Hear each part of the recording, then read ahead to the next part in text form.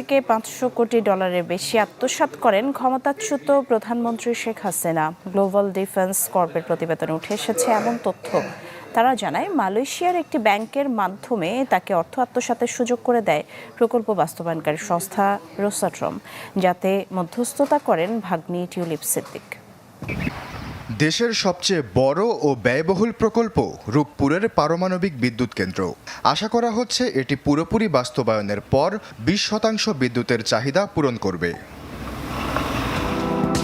সম্প্রতি এ বিষয়ে নিজস্ব অনুসন্ধানের ভিত্তিতে প্রতিবেদন প্রকাশ করেছে গ্লোবাল ডিফেন্স কর্পোরেশন নামে একটি পোর্টাল। এতে বলা হয়, রাশিয়ার সহযোগিতায় বিদ্যুৎ কেন্দ্রটির নির্মাণে খরচ ধরা হয় $1,265 কোটি।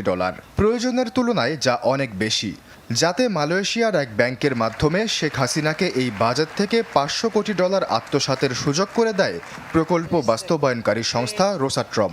নিজের ভাগ্নি টিউলিপ সিদ্দিকের মধ্যস্থতায় রাশিয়ার সাথে এ চুক্তি করেন তৎকালীন প্রধানমন্ত্রী শেখ হাসিনা। এই মধ্যস্থতার বিনিময়ে পাচার করা অর্থের 30% পেয়েছেন টিউলিপ, শেখ রেহানা ও পরিবারের কয়েক সদস্য। 2013 সালে রাশিয়ার প্রেসিডেন্ট পুতিনের সাথে শেখ হাসিনার সাক্ষাতের সময় সঙ্গী হয়েছিলেন টিউলিপ সিদ্দিক। গ্লোবাল ডিফেন্স কর্পের দাবি, সে সময় ঢাকা মস্কোর $1 বিলিয়ন অস্ত্র চুক্তির মধ্যস্থতাও করেন তিনি।